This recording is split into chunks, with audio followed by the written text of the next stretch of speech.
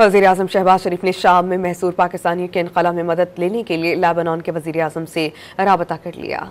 वज़ीर-ए-आज़म शहबाज शरीफ ने अपने लबनानी हममनसब से बातचीत में शाम की सूरत हाल पर तबादला ख्याल किया और शाम में महसूर पाकिस्तानियों के इनक़ला में मदद की दरख्वास्त की।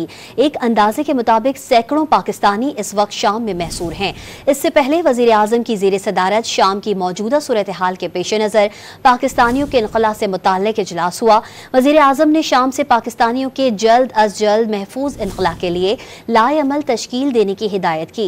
वज़ीर-ए-आज़म का कहना था कि शाम में मुक़ीम पाकिस्तानियों को महफूज इनक़ला के लिए तमाम वसाइल बरोएकार लाए जाएं। दमिश्क में पाकिस्तानी सिफारत खाना मालूमाती डेस्क को हेल्पलाइन कायम करे और दफ्तर खारजा के क्राइसिस मैनेजमेंट यूनिट के अलावा शाम और उसके हमसाया ममालिक में पाकिस्तानी सिफारत खानों में मालूमाती डेस्क 24 घंटे फाल रखे जाएं।